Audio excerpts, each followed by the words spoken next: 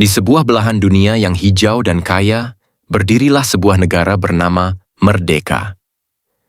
Namanya megah, menggema setiap kali rakyatnya menyanyikan lagu kebangsaan dengan dada yang seharusnya membusung bangga.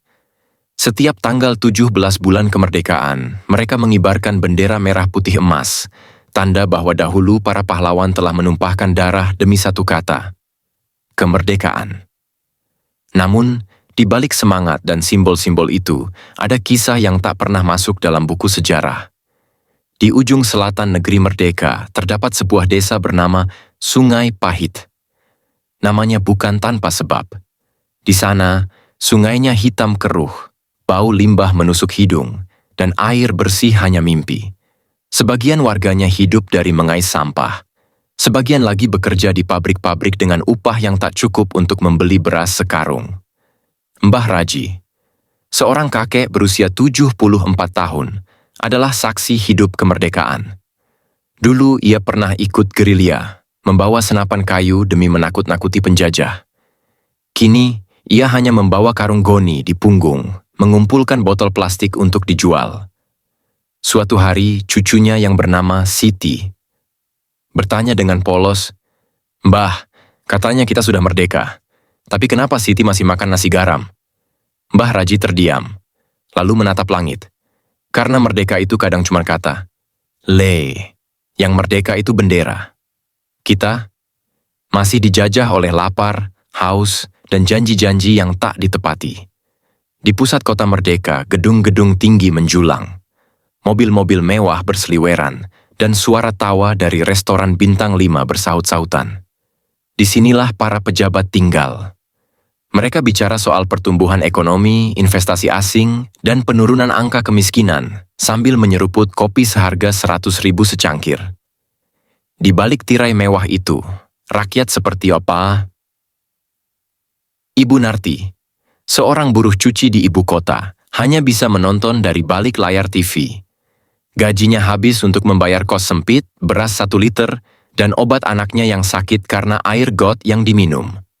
Sementara itu, Pak Rudi, seorang guru honorer di Pegunungan Utara Merdeka, belum juga diangkat jadi pegawai tetap meski telah mengabdi selama 20 tahun.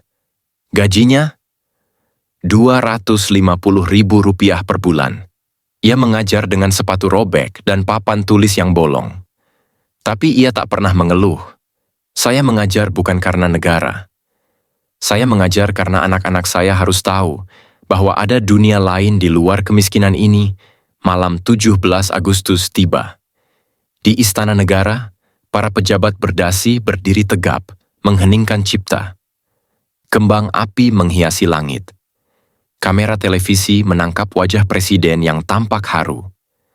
Namun di desa Sungai Pahit, Mbah Raji mengheningkan cipta dengan lilin kecil.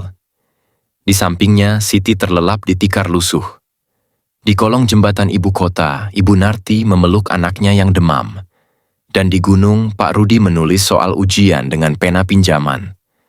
Keesokan harinya, media ramai memberitakan. Negeri Merdeka berhasil tekan angka kemiskinan. Pertumbuhan ekonomi tertinggi di Asia Tenggara. Rakyat bersyukur atas kepemimpinan hebat pemerintah.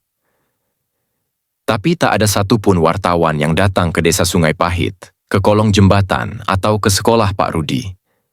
Karena di negeri bernama Merdeka, kemiskinan adalah aibah, bukan kenyataan. Kemerdekaan adalah pertunjukan, bukan perjuangan. Akhir kata, Mbah Raji menuliskan sebuah surat untuk cucunya sebelum ia wafat. "Nak, kau boleh bangga pada negeri ini, tapi jangan tutup mata. Karena tugas generasi sepertimu bukan hanya merayakan kemerdekaan, tapi memperjuangkan agar merdeka itu benar-benar dirasakan semua orang. Jangan berhenti sampai yang miskin tak lagi lapar, dan yang kecil tak lagi diinjak. Saat itulah merdeka menjadi lebih dari sekadar nama."